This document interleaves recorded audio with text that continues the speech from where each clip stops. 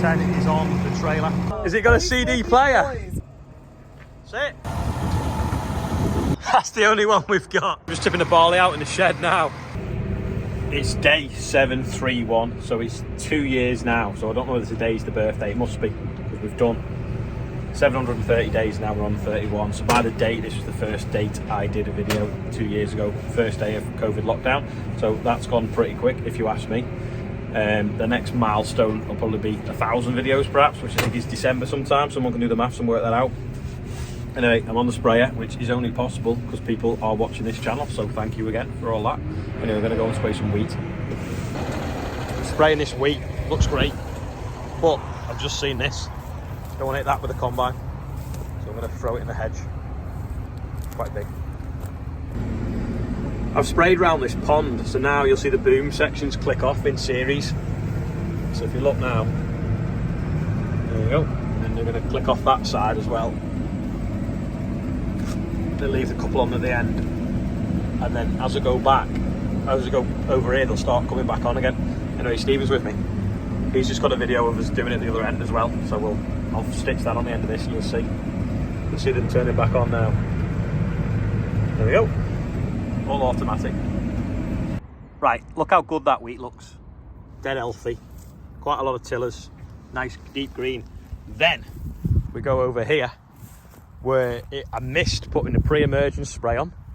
So we've got this green light triangle. Now I showed you this in the autumn, but it's even more visible now where I missed. So look at them plants. Sparse, not much of them. Loads of grass weeds in the bottom. The grass has basically nicked the fertilizer and the nutrients, so that's why the wheat is held back. So this is one of the reasons why we use spray, to make us efficient. So the inputs that we're putting on this field, we need to make sure that they're used by the crop we're trying to grow and not by weeds that won't feed man the beast. So look, it's that line there, yellowy, sick looking wheat getting swamped out by grass weeds. Then that's where the sprayer went past, bang, totally different. Just wheat growing, nice and healthy. It's getting all the nutrients and it's going to feed us. We could call this a trial plot, that triangle there now, but in reality it's a miss with the sprayer. See it glaringly obvious. I just folded up on this field now, a little bit of a bare patch. There's a puddle there by the road, and Rob is there turning with the discs. So again, this is where the winter beat us and set in. We couldn't get a cover crop established in there across the way, so it's capped the top inch really hard, the weather over winter. So we're just loosening it ever so slightly with the disc, and then we will go in with the clay and drill beans. So there he is there now. Dave's smashing the chip in. 7710 is on the trailer. We're going to get it brushed out, ready to put some seed in it. I will. So where have you come from? You're on video. Where have you come from? Hi, my name's Vicky and we are from Welshpool in Mid Wales, and it's lovely to meet this incredible guy. On the second birthday. Well done, yeah. Ollie. Second anniversary. Huge congratulations. Has it got a CD player? No, it doesn't. Andrew's in love with this because it's so rare. What year is it then? All right. Look at that dashboard and the Jiminy. I think you look good in that, Andrew. Need to lock his axle out. Lock the axle! Sit. Go on. Ben's trying to get my weighbridge, but the axle's going on the bed. It's 10 to 4. I came out the yard at 20 to 12 to fill up the tank on the sprayer to go back out again. And I'm meeting at 12 o'clock. Someone comes to see me at 1 o'clock.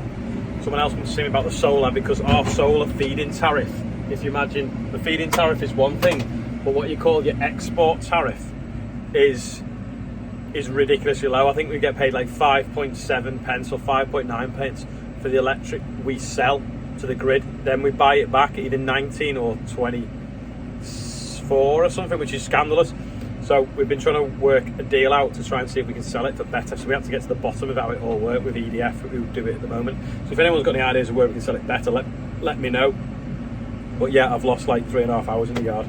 So I'm going to go back out spraying to my happy place. just pulled in this field a week now, and there's someone just walking the dog right through the middle of it. I don't know if you can see as the camera jumping up and down too much. And hopefully they've disappeared by the time I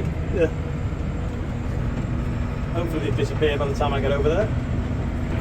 Well, he saw me coming and sort of scooted out the field pretty quick, so luckily he's got out. But it's important not to walk your dog on crops. Now, I know the spray we're putting on now is pretty safe, but there's a reason that we don't want you walking on crops, not just because you damage them if you're walking your dog, but also I could have sprayed this 20 minutes ago before he come in, and his dog could come in and think, oh, this tastes nice, and start eating it, you know, and have some sort of like allergic reaction or whatever to the spray or the chemical.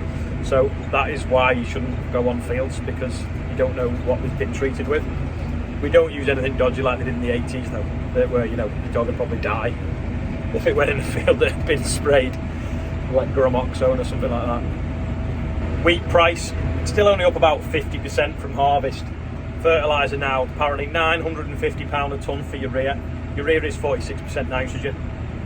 Anyway, I've managed to sell, I'm just selling little and often what wheat I've got left, so I've just sold some today to open field. So if anyone knows Jo Eberl, give her a shout, say hello, if you know me as well, for $3.15 or was it $3.16 for May. Sold a load of wheat for, which is pretty good if you didn't have to buy that fertiliser. So the issue is bankrolling next year's crop at the moment.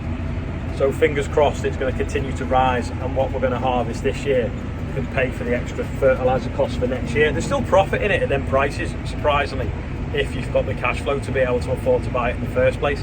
And we don't have a drought. If we have a drought, we're knackered. So like 2 years ago when I first started doing these videos, we 2 years today, we lost 240,000 growing corn in that year because of the drought. Well, if it carries on with the inflation prices, our inputs, that could be $500,000 that we're going to lose now. Can't do that, not so close to that 2 years ago. You know, we'll have to start selling stuff. Someone asked me yesterday if the new sprayer is saving me enough time to make up for the time it takes to edit the videos by not running up and down the road. The answer to that question is, when I'm spraying, yes.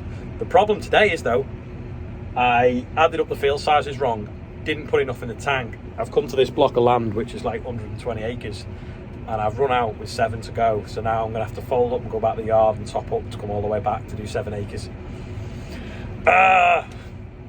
So I refilled back up and I've just got back to the yard, and apparently there's a wagon here to pick up a class 960. Well, they picked it up 3 months ago because that was what we had for the tractor run, so I'll have to see where his paperwork's gone wrong, but the driver's been sent to pick it up.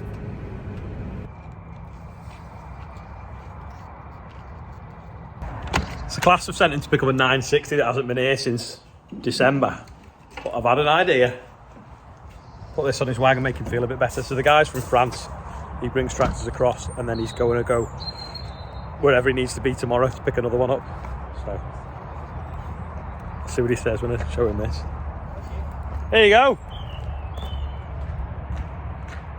He's a bit confused.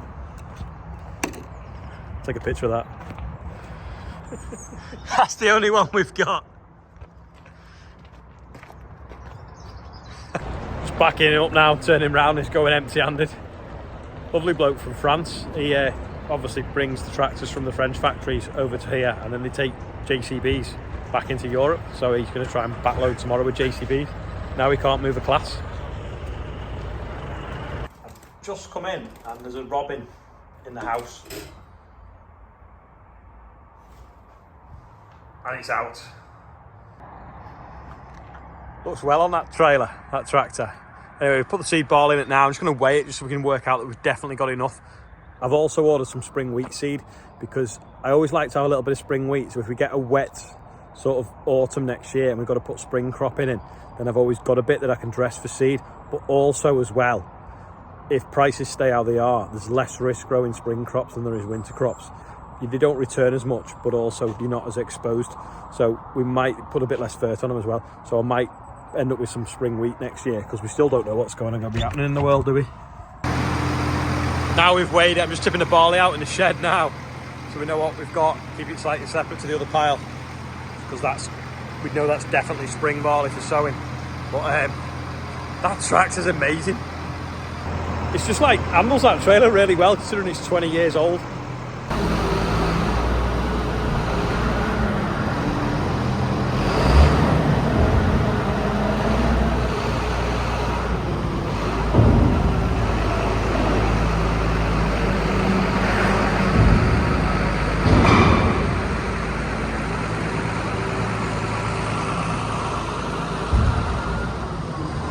The birthday bumper is at the end today because I didn't have time to do it in the daylight, so it's at the very end. But also from tomorrow, any birthday bumpers, you need to go on the link below to the Just Giving page for the Northwest Air Ambulance and leave a donation and put your name on there that you want on the birthday bumper, because there's just getting so many. There's getting like 20 or 30 and it's taking too much time.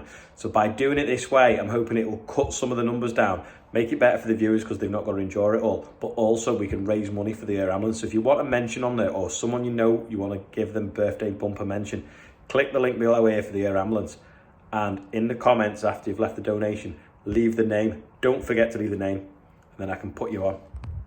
So thanks for that. I think it's a good way of cutting the numbers down and raising money for the air ambulance. I got a card off Vicky and Jonathan that came before, so thanks for that, and a bottle of Prosecco, which is amazing. So thanks for that, for wishing me well on 2 years. Thank you everyone that's been watching for the last 2 years. I don't know how long have you been watching for 2 years, how long you've been watching for 2 days, but I know I keep saying this about like what's been your favourite video of the week. What's been your favourite video in the last 2 years? Have a think, because if you tell me what you like, I can then edit the videos of more of the stuff you want to see, if you get me. So I need a little bit of audience participation here. So yeah, do that. And then tomorrow, Ian's going to randomly find someone and then we'll send you a hat. So we're going to, like, the number of the comments, we're going to do a random thing with the phone. It'll give us a random number. And then whichever number comment it is, we'll send you a hat if we can get your address off you. So yeah, have a go at that, please. And I'll see you all tomorrow. And thanks for watching for 2 years. And if you don't win one, there's still some in stock.